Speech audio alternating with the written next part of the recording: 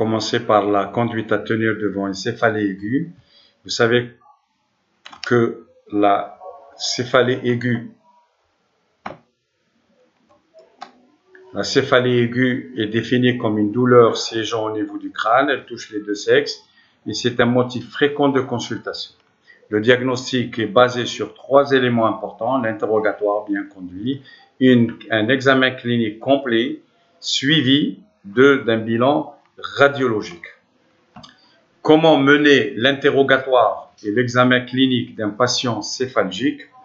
Alors, l'interrogatoire, c'est l'étape fondamentale qui doit rechercher les 3 choses qui sont importantes: les caractéristiques de la céphalée, les antécédents et un examen clinique.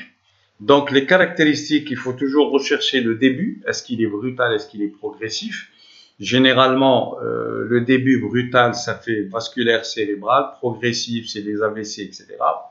L'ancienneté, est-ce que c'est quelques heures, quelques jours, quelques semaines, quelques mois? Aigu, subaigu ou chronique? Senti, pulsatile ou en étau? Les facteurs déclenchants, un aura, c'est quelque chose qui prévient le malade pour la formation, pour l'installation de cette céphalée. Est-ce qu'elle est due à un effort, des médicaments? Est-ce qu'il y a une fièvre qui déclenche? Les signes d'accompagnement: nausées, vomissements, fièvre, un déficit sensitivo-moteur ou sensitif, des troubles visuels, des douleurs oculaires, un écoulement nasal. Les antécédents, il faut rechercher l'âge. Les antécédents de céphalée, si c'est céphalée chronique aiguë, un traumatisme crânien récent, c'est-à-dire récent, ça peut aller jusqu'à 2-3 mois, une méningite, une HTA, un diabète, et en dernier recours, un contexte psychologique. L'examen clinique, bien sûr, doit être bien conduit. La première des choses, c'est la prise de tension artérielle, recherche d'une température,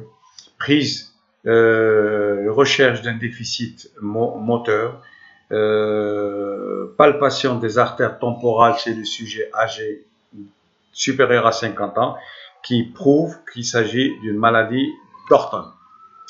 Quelles sont les principales étiologies? On a 3 types. Les céphalées symptomatiques d'une affection chronique, c'est tout ce qui est le processus expansif intracérébral. Le début, il est progressif, comme on l'avait dit. Parfois, il y a des convulsions, il y a un déficit moteur. Tout ce qui est vasculaire cérébral, c'est les MAV et les ruptures d'anévrisme. Les MAV, c'est la malformation artério-veineuse. Le début, il est brutal. Le sujet, il est jeune, sans antécédent de céphalée et d'intensité brutale qui augmente aussi dans le temps. Un AVC, c'est un début brutal aussi.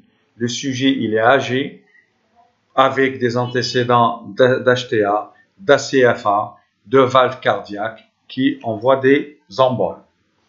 Les méningites, début progressif, fièvre, raideur de nuque et une porte d'entrée, une otite par exemple, un traumatisme crânien ouvert récent ou ancien, une chirurgie récente, une chirurgie encéphalique récente.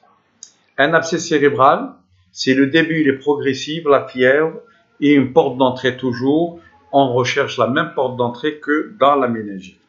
L'hématome sous-dural chronique, c'est un trauma crânien ancien, un début qui est progressif toujours, de quelques semaines à 2-3 mois, un déficit moteur ou sensitif ou les deux.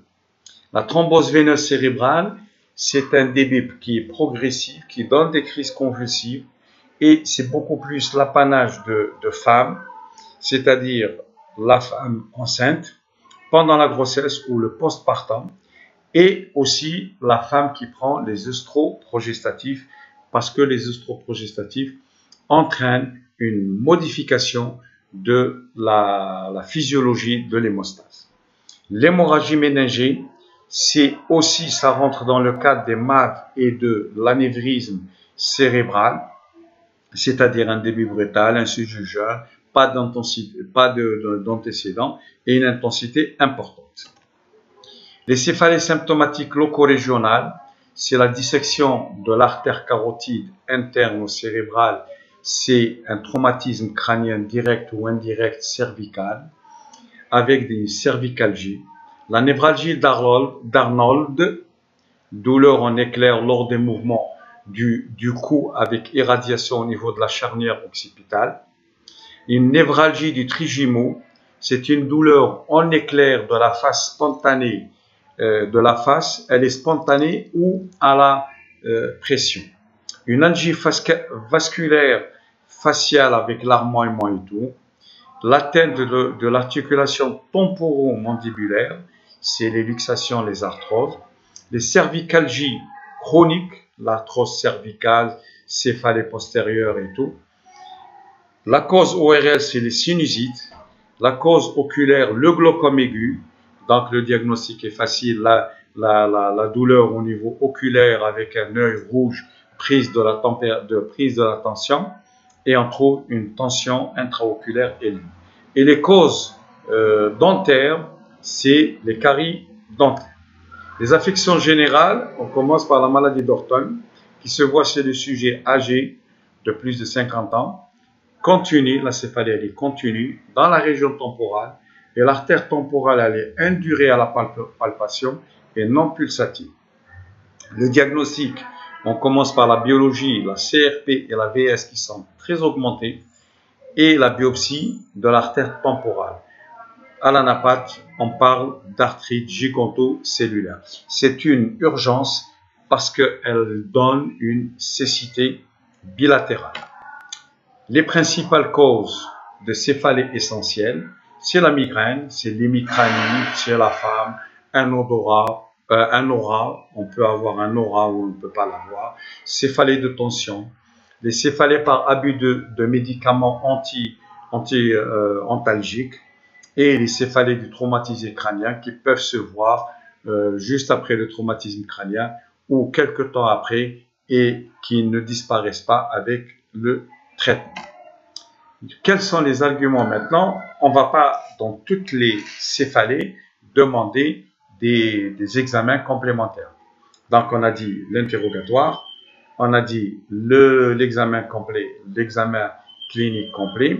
Et avec ça, en fonction de ces deux éléments, on doit savoir les céphalgiques, les malades qui ont des céphalées, qui peuvent indiquer une réalisation des examens complémentaires ou non. Premièrement, le caractère permanent de la céphalie. Une céphalie, quelqu'un qui a une céphalie et que cette céphalie a changé de caractère avec vomissement, nausées, ça dure dans le temps, ça augmente d'intensité. Une aggravation de cette céphalie, du point de vue tension ou du point de vue neurologique, avec obnubulation, avec un syndrome d'HIC, fait de céphalée, vomissement, nausées et parfois même des troubles visuels.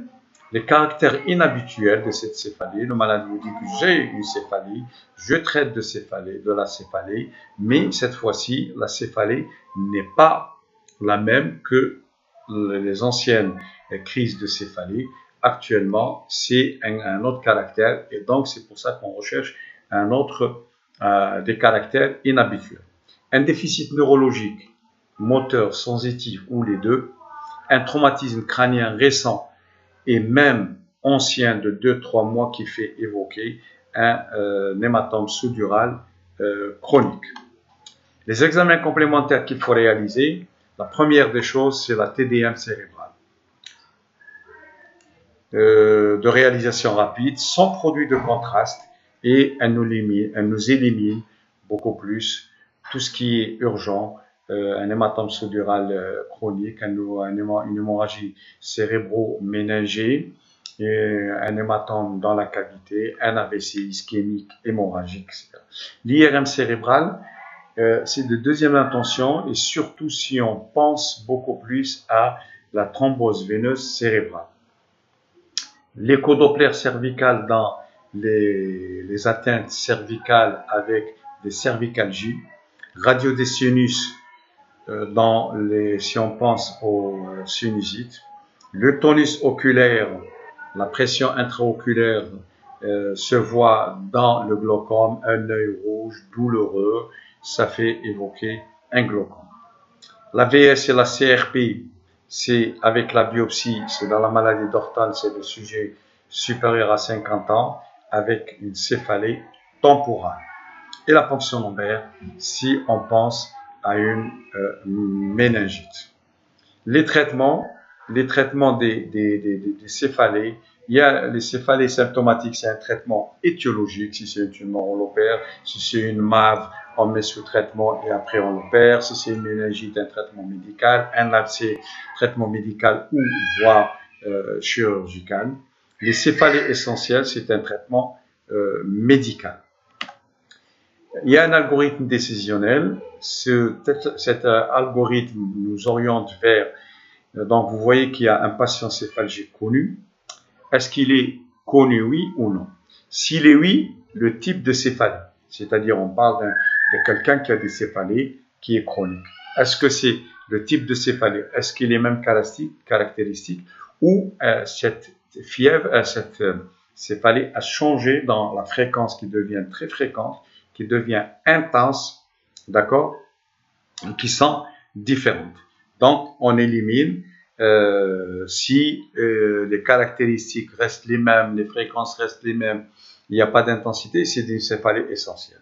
S'il y a des modifications de caractère habituelles, c'est-à-dire il y a un déficit moteur sensitif ou les deux, nausées, vomissements, flou visuel, syndrome d'HIC, il faut aller vers une TDM. Maintenant, si le céphalgique n'est pas connu, le type, si c'est une céphalée aiguë, brutale, d'intensité jeune, d'intensité rapide dans le temps, il faut aller à la TDM. C'est beaucoup plus une hémorragie méningique, c'est-à-dire MAV ou rupture d'anévrisme. Si elle est permanente, progressive, qui change de caractère et difficile à traiter, on donne une TDM. La TDM nous montre à la recherche céphalée aiguë, est-ce qu'il y a un syndrome d'HIC, fièvre et tout, ou s'il n'y a rien du tout, on fait une PM. Merci de votre attention.